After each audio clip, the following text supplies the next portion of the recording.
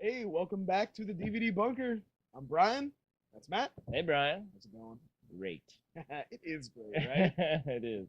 So, if this is your first time joining us, what we like to do here on DVD Bunker is go through my collection that I've been amassing over the past 20 years or so, and look at movies that I own that maybe I haven't gone back and watched in a long time and just not that familiar with.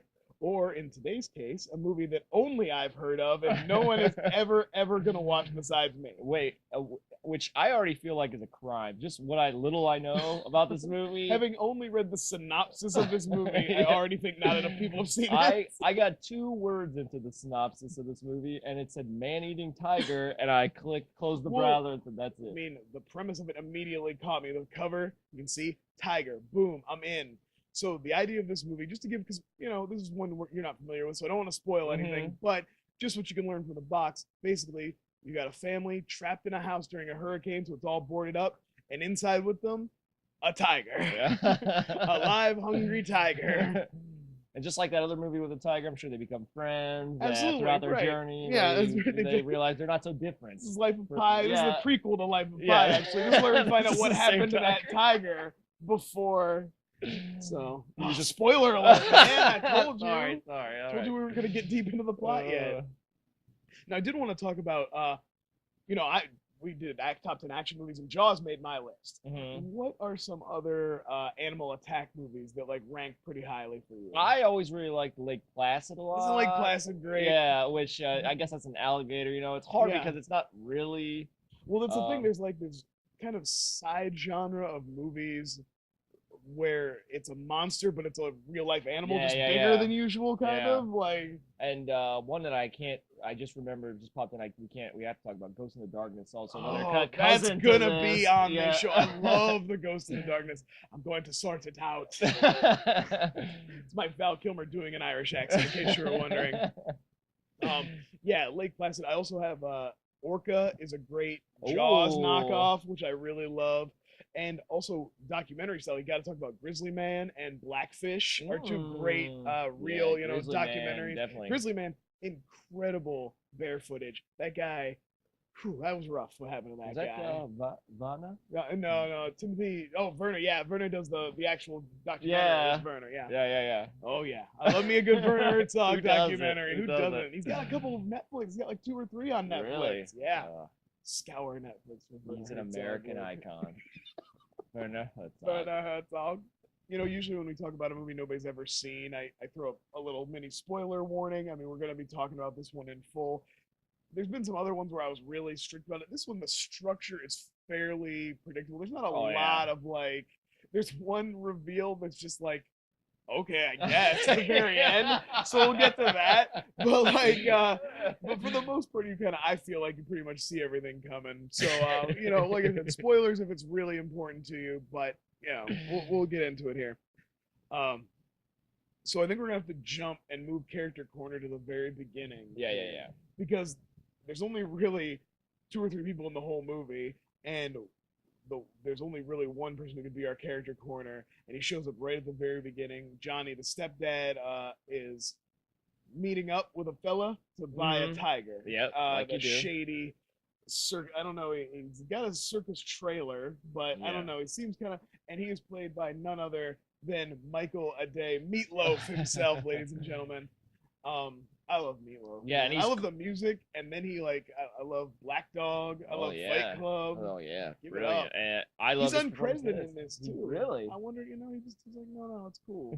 I just believe in the project, Yeah, well, maybe I felt like his character is the most interesting because we find out in this scene he's the one that tells us that this tiger is evil, right? And we know it's evil because it kills a horse at the circus named Silver Dollar. Now I believe that was his horse because he's got very like a upset. personal vendetta here. Yeah, and I want to know where's he going? Like, what happens after this? Did he leave the circus, steal the tiger, kill his horse? I don't know. That's a good question. He says the circus doesn't want this horse, and I do like this story. They set up that the tiger jumped over a bunch of other horses to go to like the prize one, the pretty one he calls it. So they really set up that this tiger is like kind of sadistic. It's a little evil. It's beyond, Yeah. And even though Johnny was going to try to haggle a little bit. He ends up paying the.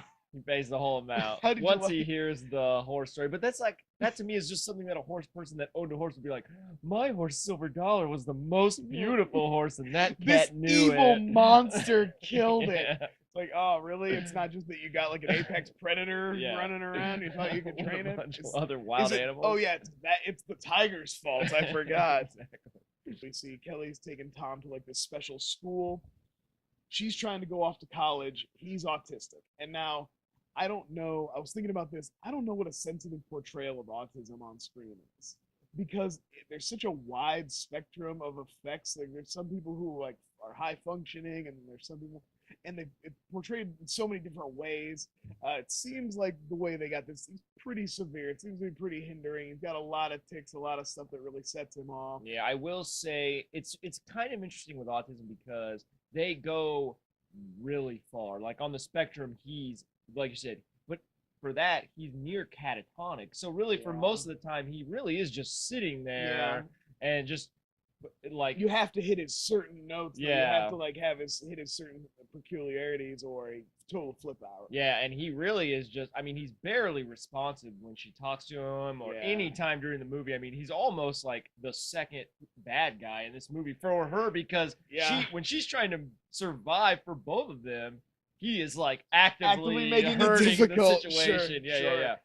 Yeah. Yeah. So she's trying to get him. Like the whole thing is her mom. Their mom's dead. We find out she killed herself. Mhm. She has been taken care of. Now it hasn't been that long because he's obsessed with part of his thing is he's obsessed with watching this home video, and he's only maybe a year, so she hasn't been gone that. The mom No, hasn't been it's gone very that fresh, long. Yeah. But either way, Kelly's been taking care of Tom, but she's ready to go off to college, and she's got him set up at this special school and everything. But the money's gone, and of course, the money is that same money that we know Johnny just used to buy a tiger. Johnny, And the it's just hero that of our classic movie. Dolores Claiborne situation where what a man said he wanted this money, so we gave it to him. Like, That is the explanation she gets. Hey, he came in, he said, "Was there money?" And I said, "Yeah." yeah, there is Here some you actually. go. Here you go. He showed me his man card, and I gave him the cash. Oh, little girl, you're gonna have to take that up with a grown man. I'm sorry. We have other men here to talk to. But so when she confronts Johnny, we know that there was not really a will. So that's his kind of go around. That money's in the account. He has access to it. And of course, he's like, you don't need that special school. Go off. And this is a pattern here, too, of people telling Kelly to abandon her brother. Oh, yeah. The lady at the autism school is like, people waste their. She's literally like, he's pretty much what he's going to be. Mm-hmm. And he's, and just like, there's people who spend their whole lives taking care of autism patients, basically implying that it's like, don't waste your time, go live your life, Yeah. girl. And it's funny to like you expect Johnny, the asshole character, to say that to her, be like, just leave me here with me. And of course, he's gonna, Johnny treats him like shit. But, in that same breath, though, it's a sales situation for her because this is how they make their money. But well, true. And there is also that beat where I feel like they almost gloss over it, where she does talk to is it Tom? John, what's the boy's name? Tom. And she does settle him down. So she is good with the kids, but I think she's very realistic about her job and saying, like, this is the hardest part for people is to say goodbye. Yeah. And you Sometimes have to, you have to do the right thing. Your whole life will be. But it just seemed maybe it's because it happens a couple times right in a row, because she also makes a call when she realizes she's not going to be able to get into school. She makes a call to the guy who's like I don't know, he's somehow involved with the scholarship. She's supposed to be getting to go to college. He's her contact point, whatever. And literally, he gives her the same speech. So it's like 3 times within a 15 or 20-minute period, 2 normal people and 1 total asshole are all telling her to just like bail on her brother with autism. And they're like, just look out for number 1. And honestly, in my experience, people aren't really like that. I mean, I'm not saying don't abandon your family. Do. If your family's a burden, abandon them immediately. But people around you aren't going to tell you to do that. Like, normal, decent humans aren't going to be like, you know what you should do with your brother with autism? Cast him aside. It's just not my experience. And I mean, you're right. People don't usually. I'm used to being the worst person around, and I thought this was a little questionable. So they obviously they go to sleep. We see someone let the someone Yeah. let the tiger into the house. Now, again, this is where I'm like, where I say, like, spoiler alert, but there's only 3 characters in the movie. One who is set up to clearly be a fucking piece of shit. Yeah, who's And already then stolen money. the Yeah. 2 children. Mm. So somebody just let a tiger into the house with the 2 children. There's no real mystery about who or like who did that. I guess maybe the mystery is why, and but but this is a great. We see Kelly has a dream about smothering Tom. And then you pointed out something great, which is that she wakes up, but she doesn't do that thing like, oh, and she's all shocked. She just wakes up like, yep, another dream of smothering Tom. Yeah, sweating bullets. And just like, Tom, that one I didn't finish. Sometimes I finish and just go back to bed. Sometimes it goes all the way from me leaving for college, Like putting him in a shallow grave. You got a boyfriend, I'm doing okay. Those are the ones I wake up and I'm upset when it wasn't real. Yeah, that one she didn't even fit. She's like, I didn't even get to kill him in that one. But Kelly wakes up from her dream, and this is our first kind of like real tension. I think that's the one thing that's going to come back and forth. There's some really great use of tension in this movie. And this first part, she's just walking around. We know the tiger's in the house. She doesn't know. And she's just walking around casually, going to the, getting a drink from the fridge and just walking around the whole house and everything. So I really like that, that whole moment. Also, we should probably just for a second talk about the house layout. I don't know how much it'll come into play, but it's just important to note there's an upstairs and a downstairs hallway, and there's a stairway at both ends. So when she goes upstairs, she can make a circle and come back down, because there's a lot of running around the house. One said it's a bottle movie, it's like the house from Home Alone a little bit too. Yeah, got that front staircase and that back. Yeah, exactly.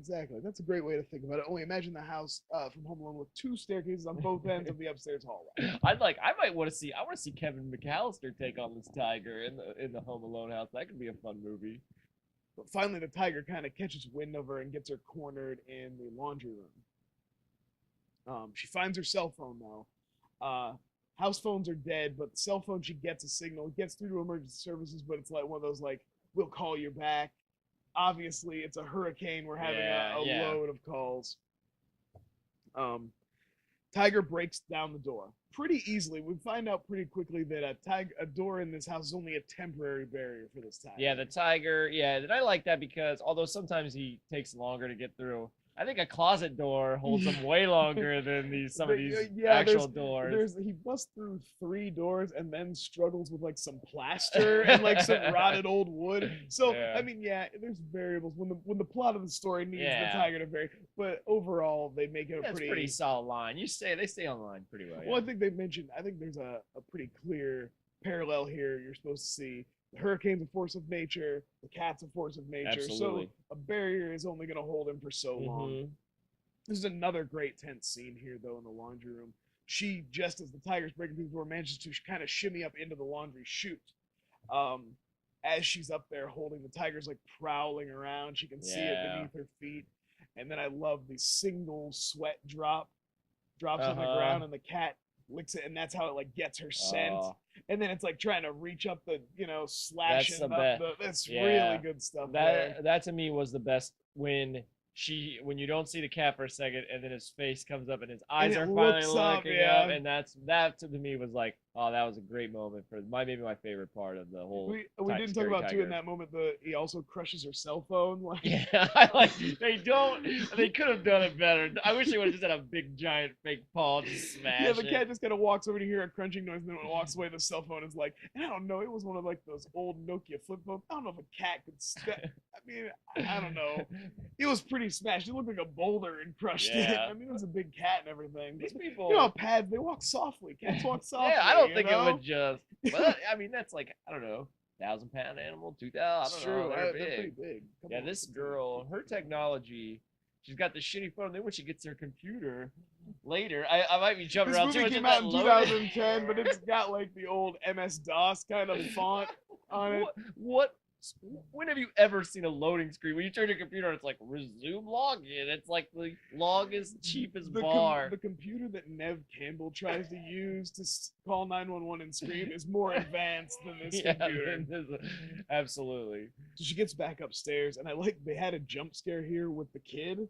It was like he just appears, like she's all frantic, and then like he's just sitting there in the bathroom or something, all silent and stoic like he does. So I thought that was a good way to like a jump scare that I actually did expect. So many are overused. I think we mentioned before. And that was probably her best. Solid. Yeah, and I think that was her best acting moment too, because when she kind of sees him and jumps, she's like, "Where the fuck have you been?" Like she does a really honest, like, "You scared the fuck out of me, man." Yeah. And it's not too long till they're trapped again. They have a good moment here. They're in a room and they end up getting under a bed, and she has another quick thinking survivor girl moment where she throws perfume around the room. So we know the cat's already got her scent. Mm-hmm. She throws the perfume around to try to throw it off. It doesn't really work. Cat pretty much immediately finds him under the bed, and we have a good like them behind a mattress up against the wall. Yeah, that was cool. That was cool. Slashing at the mattress. That was a really good moment there. So yeah, this is when we talked about they move into a part of the house that's kind of still under construction, and again they're trying to hide, but I wish they would have done the like scent thing here a little more, because the cat actually slashes her leg at one point, and I wanted to see a little bit more of the cat tracking her through the house. Yeah, he just seems to like come upon them. I would have liked to have seen a little bit more of it like hunting. That's a small gripe. Mm-hmm. This is where they have the thing where they're like hiding kind of on the other side of a plastic wall or a plaster wall where this place is all still under construction and the cat's like breaking through. And this is where we get our first kind of close encounter and what I would call like our effects shots and stuff. How did you feel about the effects? I mean, it was obvious that they were like mixing green screen with, it's like composite. It's almost like optical effects, like from the stuff they used to do before CGI got really big. Where I appreciate that they really wanted to use a real tiger and get real shots with real tigers, and that shows like a lot of the shots are pretty decent. But you can also always see when they're doing one. You know what I mean? Like, every time. As noticeable as CGI is, this is equally, if not more, noticeable. So, I think it's a mixed bag on that. I don't think it necessarily takes away. I think it's used well enough and sparingly enough that it still feels like scary and intense and everything. Yeah, absolutely. But I think I get more out of the slow tension scenes of like her of trying to avoid him throughout the house and trying to like move around and yeah, you're absolutely right. And trying to just stay out of his way and stuff, and hide in different rooms and make it. I think that was more effective. I like the big jumps, the big scares, the big like crashing through the wall, but overall, I think you're right, and I think like her performance is better in those intense moments than it is because she never sees a tiger. Even we saw the thing with the director, and he says, yeah, her reaction shots aren't necessarily as good as when she has those moments of sneaking around and like when she's in the ductwork and she's just kind of like trying like to hold strong up there. Yeah, agreed. So they do get a little break here. They get away again and they're hiding in an office and they come across some paperwork here, and I guess this is where we get our why. But at this point, shouldn't she have pieced together the doors? And then we find out too, remember, she tries to go to the attic and somebody bolted the attic shut. Yeah, and that's where I thought this guy's Johnny's plan, the worst fucking plan. Also, he told the sheriff of the town that he starved the cat. Yeah, so we also know that that's the thing we didn't mention too. Like, there's a couple cutaways where we see Johnny is just at the local bar, like riding out the hurricane at this local like gin joint, drinking with the sheriff. And we find out that the way apparently you control a cat and teach it who's boss is you starve it for a couple days, or a couple weeks. He says, I mean, in like 2 weeks. Yeah, he says 2 weeks. That's and how then long. you give it food, and that teaches it like that you're the boss or whatever. Exactly. And I will say Garrett Dillahunt, so good. And I like that scene. The first scene is really good, and it's barely that you just blink and you miss it, where they first show him at the bar. Where he's just drinking. Yeah, and he looks really uneasy, like he's like, oh, this is a rough one. And even when the sheriff first walks up and he's like, Well, let's talk about his plan for a second, because I was thinking about this too. It's like, okay, you're trying to open, your whole thing is you bought this tiger, you got other animals around, you're trying to open this safari park. which Florida is a great place. Any Joe Schmo on the street can open a park of exotic animals. It's awesome. So he's going to do this. But do you think you're going to be able to get your place insured after your main attraction murders two young people, two children? Like, it's going to be pretty hard to get that. So I just don't understand what he thought. I mean, I get it. He's not a genius or anything, but at the bare minimum, even if you can play this off as an accident, oh, somehow in the hurricane, the cat got into the house, the front door was open, whatever.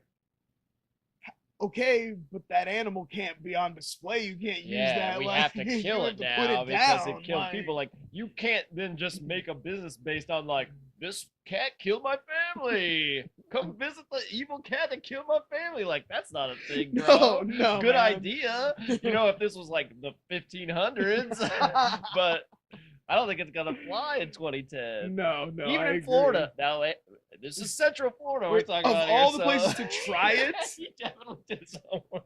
I have to give you credit for a good pick there. In the contiguous United States, he's in the sweet spot for this play to work. All hell breaks loose. We kind of have our big chase, like our kind of big, not our last encounter, but like this is, I would say, the most like the biggest, the most effects heavy, and like kind of big.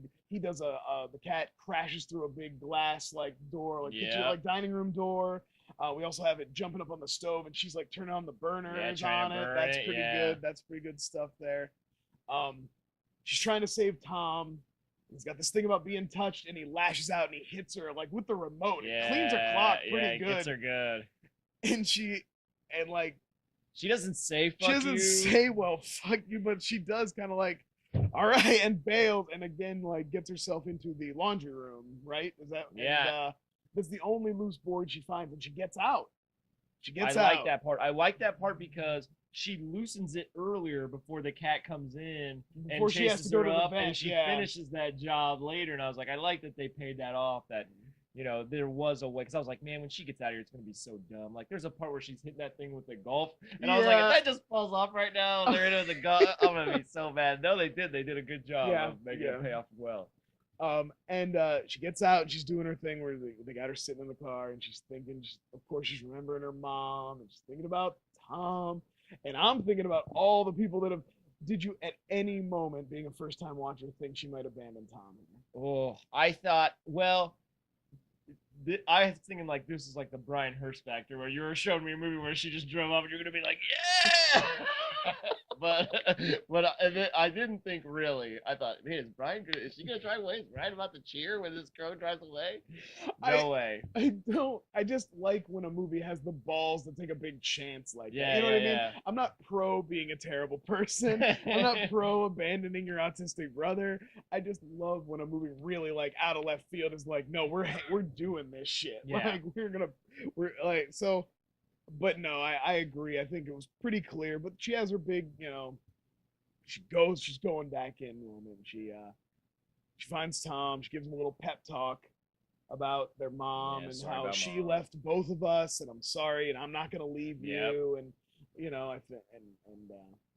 she's kind of leaving him out. She really gets into her survivor girl mode full on. She puts on pants. She's been running around in like her bedtime shorts. She like puts on jeans.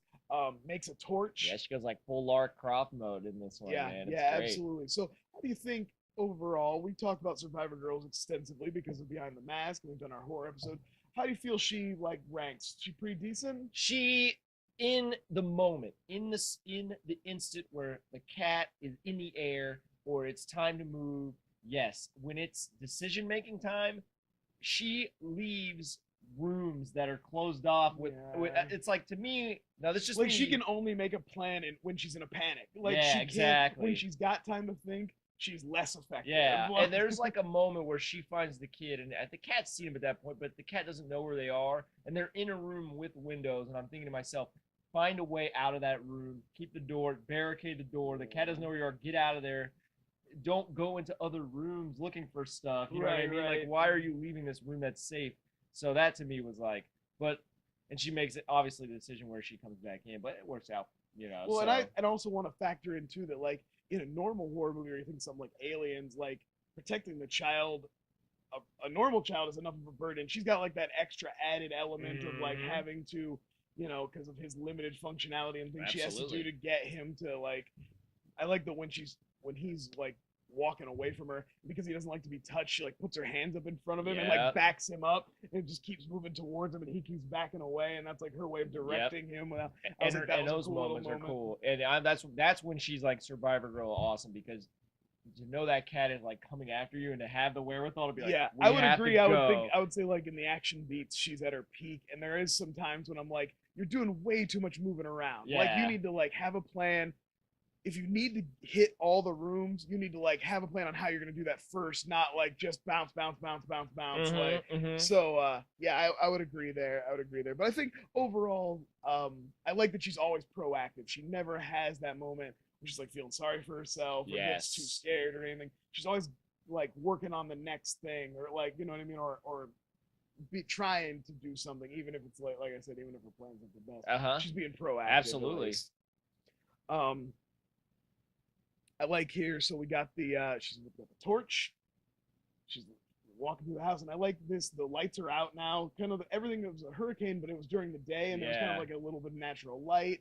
Now it's pitch black in the house, everything lit by torchlight. And I like that this was kind of a way to make this set we've been in the whole movie feel new and scary again. Cool like too. I thought it felt like you added a new element because now you're being like stalking and it could literally be just outside the firelight and be close enough. So I thought that was a nice little way here at the end to kind of give us a new element.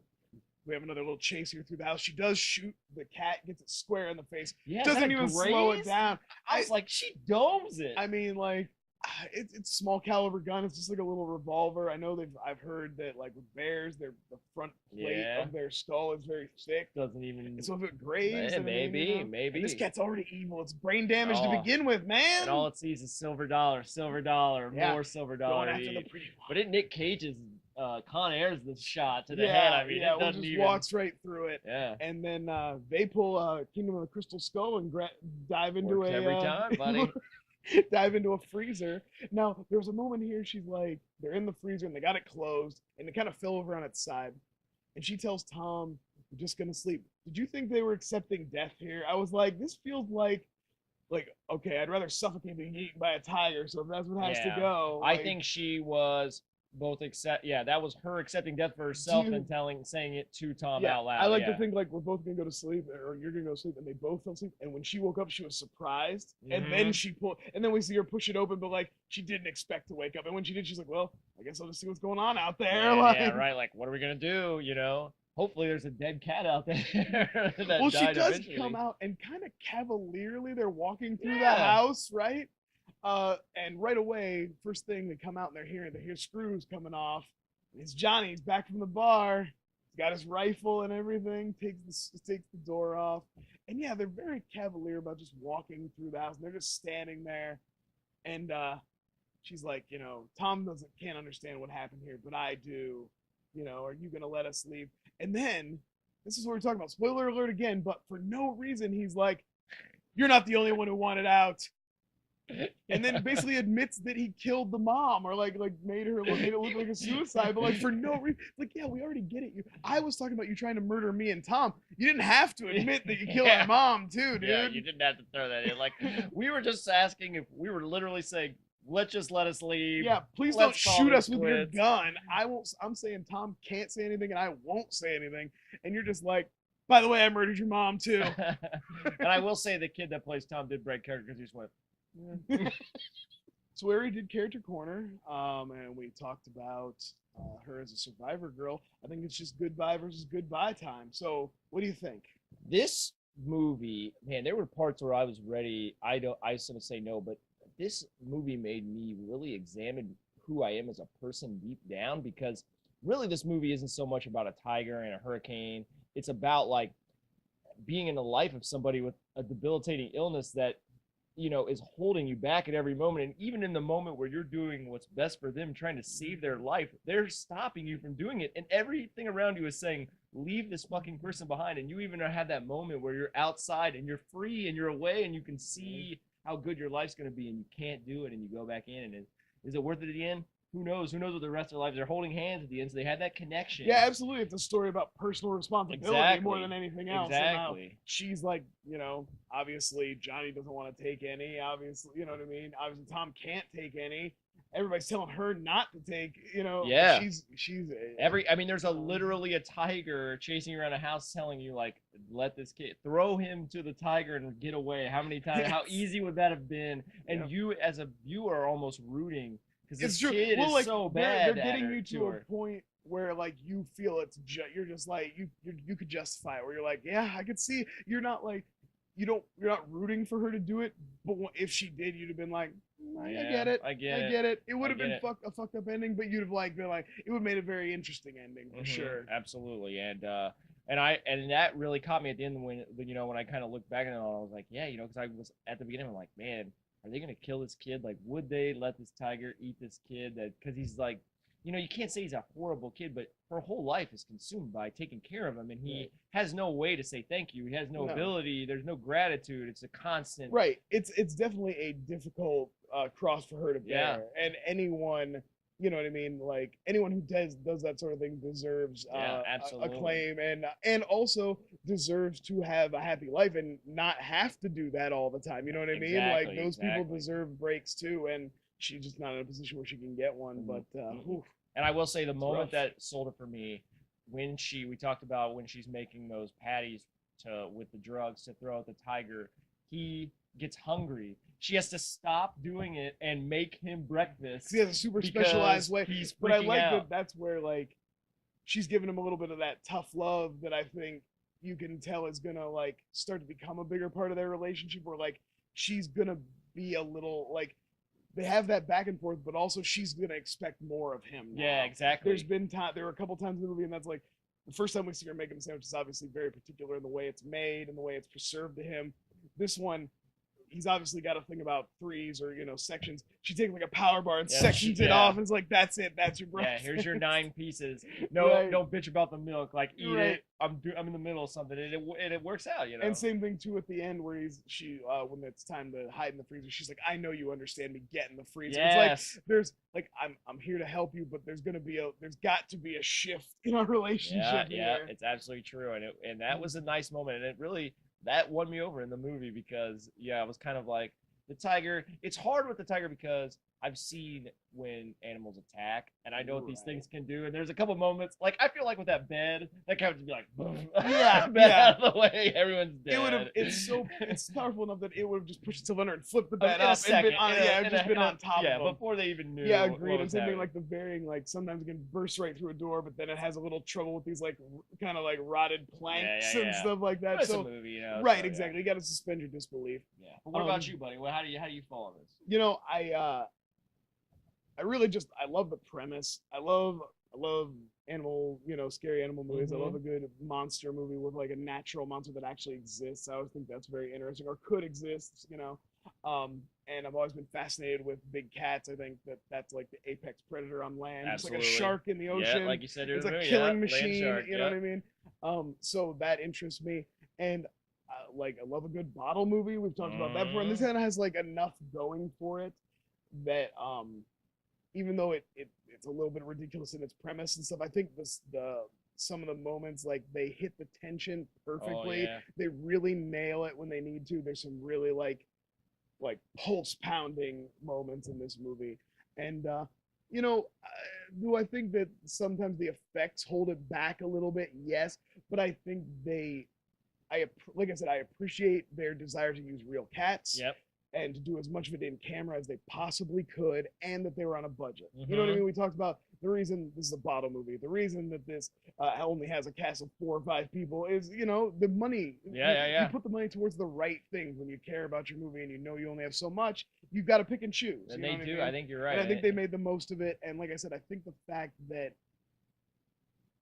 in the non-action moments when it needs to be scary and tense, they sell it. The movie sells it. I think that alone makes it good. So I think it's a good buy. I stand by this one.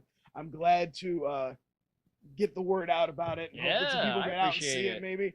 It seems like something that should be easily available, super cheap out there, or on YouTube. It's got to be on some kind of YouTube or free something. streaming Absolutely. service. Give it a has watch. to have It's this. way better than it has any business being too. It's Oh, really definitely. it's won me over. Like I said, like I'm criticizing it like it's a real movie. It should be terrible. It should be like sub Lake Placid sequel level bad, and it's not anywhere near that. It's really pretty solid. Yeah. And like I said, I think that really speaks to them putting the money in the right places and using it and using what they had very well. So I really enjoy it. Please comment below. Let us know what you think if you've ever seen this. If you've ever even heard of this, like the video, subscribe to the TUFF channel, follow us on Twitter at Hercules. At the Drunksman. Definitely hashtag DVD Bunker if you want to talk about this movie or any other movies that we've done. Thanks to all our friends, all the other shows on the TUFF channel, Jeannine for the logo, and Austin for our banners, and Ron for our music, and everybody for watching. Yeah, and now and forever, fuck you, Randall. Didn't forget this time. Nope, buddy.